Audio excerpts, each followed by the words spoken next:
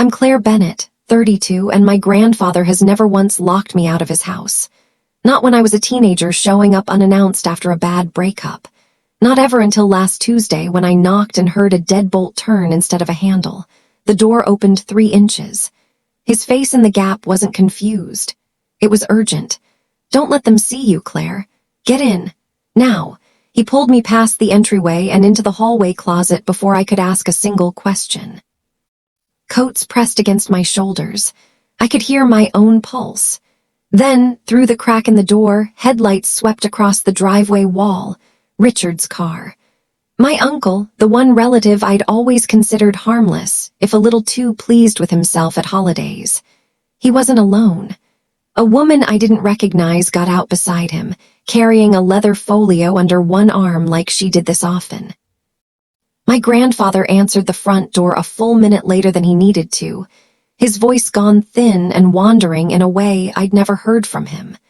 And I understood, standing in the dark surrounded by his winter coats, that whatever was about to happen in that living room wasn't a visit. It was a plan. And somehow, my grandfather had known it was coming long before I did. Would you have stayed hidden and kept listening or come out the second you heard your own name? Tell me what you would have done before you get to part 2.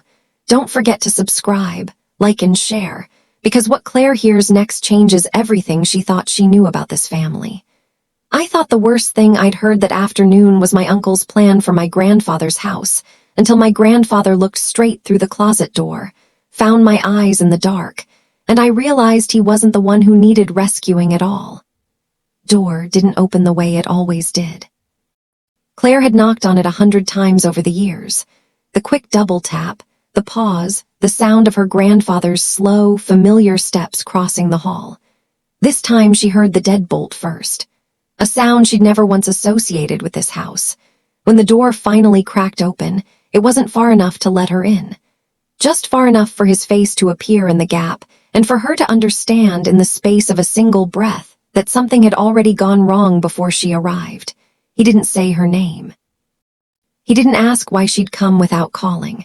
He reached through the gap, closed his hand around her wrist, and pulled. "Let them see you," he said. "Get in, now!" There was no time to ask what that meant. He was already moving, steering her past the coat rack, past the kitchen doorway, toward the narrow hallway closet at the end of the house, the one that still smelled faintly of cedar and old wool. He opened it, pushed her inside among the winter coats, and put a finger to his lips. Through the sliver of space between the door and the frame, Claire watched him straighten his cardigan, run a hand once through his hair, and walk back toward the front door like a man expecting company he hadn't invited. She wanted to ask him everything. Who was coming? What he already knew. Why his hands, usually so steady, had been trembling when he grabbed her wrist. But there wasn't a window for any of it. Headlights swept across the living room wall, thin bars of light sliding over the furniture, and she heard the low, familiar rumble of an engine she recognized without wanting to. Her uncle's car.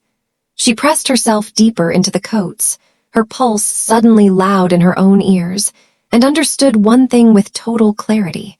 Her grandfather hadn't panicked when he pulled her inside. He had planned for this. Which meant somewhere in the quiet, uneventful weeks she'd assumed were ordinary, something had already been building, and she was the only person he trusted enough to let witness it. The car door outside opened. Then a second one. 2 sets of footsteps, unhurried, coming up the walk like people who had done this before. The doorbell didn't ring. That was the first thing Claire noticed. Richard never just walked in, not even at family gatherings where he technically had every right to. He always rang first, made a small ceremony of it, as if announcing himself mattered more than actually being welcome. Today he didn't bother. She heard the front door open under her grandfather's hand, heard him say her uncle's name in a voice pitched carefully toward warmth. Richard! Not a question, not surprising. The tone of a man greeting something he'd been bracing for. Dad. Richard's voice filled the entryway, easy and rehearsed, the voice he used at holidays when he wanted a room to relax around him. You remember Denise? A second voice answered, pleasant and unfamiliar. Good to see you again, Walter. It's been a while. Again, Claire went still in the dark of the closet. Not a stranger, then. Someone who had already been in this house at some point Claire hadn't been told about, for reasons no one had mentioned to her either. Her grandfather's reply came a beat too late. "Of course. Come in, come in." Footsteps crossed the hallway floor, close enough now that Claire could make out the particular scuff of Richard's driving shoes, a sound she'd know anywhere, and beneath it, the lighter, more careful step of someone who didn't live in this house and was trying not to seem like she noticed everything in it. "We won't take much of your time," the woman Denise said, and there was something in the phrasing that made Claire's stomach tighten. "Not a visit, an appointment. Just a few things to go over." The sliver of light at the closet door, Claire watched her grandfather's shoulders, upright and unnaturally still, as he led them toward the living room instead of the kitchen where he always sat with family. A choice. A staged one. Richard hadn't come to check on his father, he'd brought backup. From the closet, Claire could only see a thin wedge of the living room, the edge of her grandfather's armchair, and a slice of the coffee table. She heard the couch cushions shift as Richard sat down without being asked to, the easy confidence of someone who already knew where this conversation was going to happen.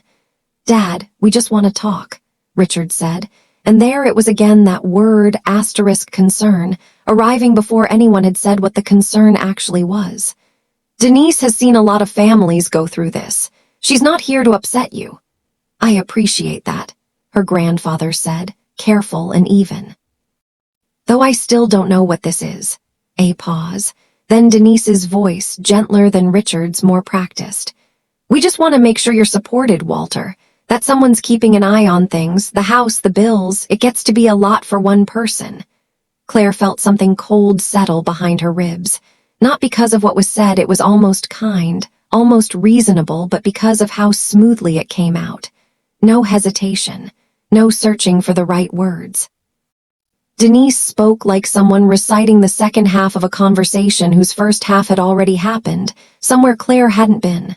"When did you two discuss this?" her grandfather asked, and for the first time his voice had an edge under the politeness. "It's not like that," Richard said quickly, too quickly. "We're just being proactive."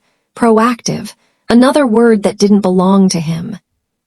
Claire had heard her uncle complain about paperwork, about traffic, about the price of gas. She had never once heard him use a word like that unprompted. She thought of the calls she hadn't been on, the visits she hadn't been told about, the version of her grandfather's life that had apparently been under discussion for who knew how long, in rooms she'd never been invited into. Whatever this was, it hadn't started today, and nobody had planned on her being here to hear it. Her grandfather shifted in his chair, and for a moment Claire thought he might end it there, might simply say he wasn't interested and send them both home. Instead he asked, quietly, "Does Claire know about this?" The name landed strangely in her own ears, said aloud in a room she wasn't supposed to be in. Richard's answer came without hesitation. "There's no reason to involve her yet. You know how she gets, she'll turn it into something it isn't." A short laugh, meant to sound easy. "She means well. She just doesn't really understand the financial side of things." Claire felt the words settle into her chest like something cold poured slowly. Not shouted, not cruel even, by the standards Richard probably held for himself. Just dismissive, in the specific, familiar way she'd spent years learning to overlook because numbing it felt petty. She doesn't understand. As though the 12 years she'd spent managing her own household budget, her own decisions, her own life, dissolved the moment her uncle needed her out of a room. Denise made a small, agreeable sound, the sound of someone who had clearly heard this description of Claire before, not for the first time, not freshly formed for this conversation, but repeated, worn smooth with use, before. That was the word that wouldn't let her go, not if she found out. When? As though her exclusion had already been planned around, budgeted for, the way you'd account for whether on a day you needed things to go smoothly. She thought of the family dinners where Richard used to ask about her job with real interest, or what had once felt like real interest. She thought about how easy it had been to believe that being liked and being taken seriously were the same thing. They were not the same thing. She understood that now, standing in the dark with her own name still hanging in the air of a room she hadn't been invited into.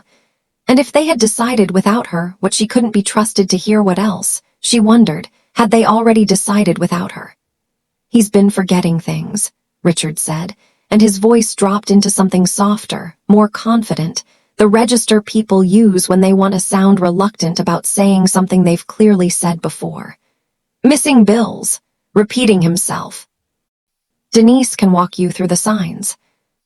Claire waited for her grandfather to protest. He didn't.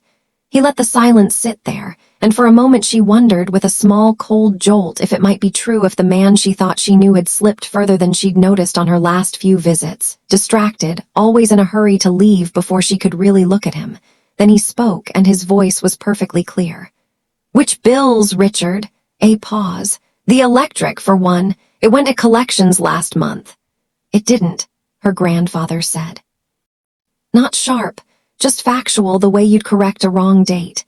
I paid it in person on the 3rd. I have the receipt in the kitchen drawer if you'd like to see it."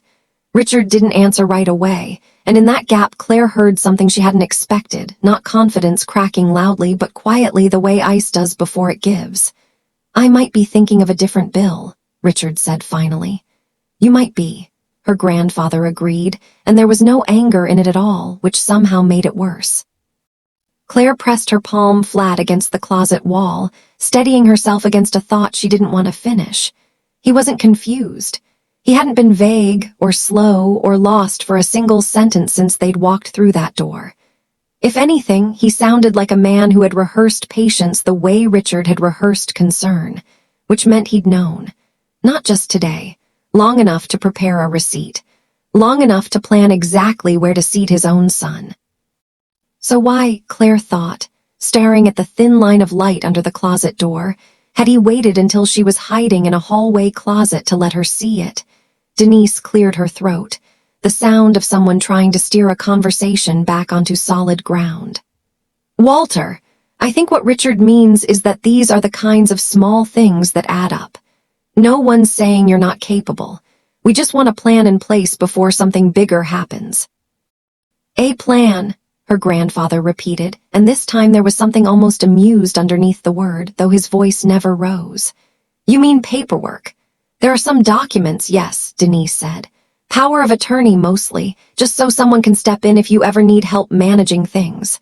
Claire heard the shift in the room before she understood it. A small rustle of fabric, a zipper, the particular sound of a folder being set down on a wooden surface. Not casual, prepared. Brought along today because today had always been the day this was going to happen, whether her grandfather cooperated or not. "You brought it with you," he said. Still not a question. "We wanted to be efficient," Richard said, and Claire noted, almost clinically, how much that word cost him to say aloud efficiently, as if this were a scheduling matter and not his father's independence sitting on a coffee table between them. There was a long pause. Claire pictured her grandfather looking down at that folder the way he used to look at a crossword. He wasn't ready to finish patiently, unhurried, giving nothing away. Then he said quietly, "I'd like you to leave the papers here, I'll look them over." "Dad, it would really be easier if we just," I said, "I'll look them over." No heat in it. Just a wall, set down so plainly that even Richard seemed to understand there was nothing left to push against. Not today. The chairs shifted. Goodbyes were exchanged in the careful, overpolite tone people use when a room hasn't gone the way they planned. Claire heard the front door open, heard it close, heard the particular silence that follows people leaving a house they weren't fully welcome in to begin with. She counted to 60 before the closet door finally opened, and her grandfather stood there, no trace of confusion in his face, holding out his hand to help her out from among the coats. "You knew they were coming," she said. Not an accusation. "Just the beginning of understanding. Known for 3 weeks," he said, and led her into the kitchen, where a drawer she'd never paid attention to sit slightly ajar full. She would soon discover of receipts, dated notes, and a small notebook filled with his own steady, deliberate handwriting. "Been keeping a record," he said. "Everything they've claimed, everything that's actually true." Claire stared at the notebook and then at him. "Grandpa, if you've had proof this whole time, why didn't you just show them?" He was quiet for a moment too long. "Because proof only matters," he said finally, "if you're still standing when it's time to use it. And Richard doesn't like to wait." Claire found her outside the pharmacy 2 days later, half by accident. Hannah, because that was her actual name, Claire had learned only that morning from her grandfather, who'd said it quietly, almost like a confession, that Denise had introduced herself to Richard's circle years ago and never bothered correcting the version that stuck was sitting alone at a small metal table outside, turning a coffee cup in slow circles without drinking from it. For a moment, Claire almost kept walking. Then Hannah looked up, and something in her face wasn't what Claire expected. Not smug. Not settled, tired in a specific way Claire recognized from her own mirror lately.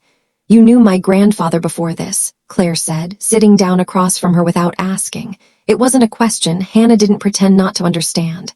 "I knew your grandmother, actually, a long time ago, book club of all things." A small, humorless laugh. "Richard found that out and thought it would help, make things feel friendlier." "It work? You tell me." Hannah's eyes stayed on the cup. "I sat in that living room and said things I'd rehearsed in my car on the way over. I'm not proud of that." Claire felt something guarded loosen in her chest, just slightly, and immediately distrusted the feeling. "Then why say them at all?" "Because Richard made it sound like a formality. A signature, some paperwork, nothing that would actually change your grandfather's life." Hannah finally met her eyes. "It wasn't until I was standing in that hallway, hearing him answer every single thing Richard threw at him without missing a beat, that I understood what I'd actually agreed to help with. Now I don't know what I am to any of you." Hannah's voice had an edge Claire hadn't heard from her before, not performing, not soft the way it had been in the living room. "I know Richard's planning to move faster than he told your grandfather. I heard him on the phone after we left. He's not waiting for anyone to look anything over." Claire's pulse climbed, quiet and sharp. "Move faster, how?" "I don't have details. I have a feeling, and 15 years of watching Richard get his way by moving before anyone's ready." Hannah wrapped both hands around the cup. "I could find out more. I still get invited to things he doesn't think matter." It would have been easy to say yes immediately. It would also have been the exact kind of trust that had already cost Claire's grandfather 3 weeks of quiet, solitary preparation, done alone, because trusting the wrong person too soon was its own kind of danger. "Why would you help us?" Claire asked carefully. "Instead of him." Hannah was quiet for a long moment. "Because somewhere between rehearsing my lines in the car and watching your grandfather calmly correct every lie I helped bring into that room," she said, "I realized I already knew which one of us was telling the truth."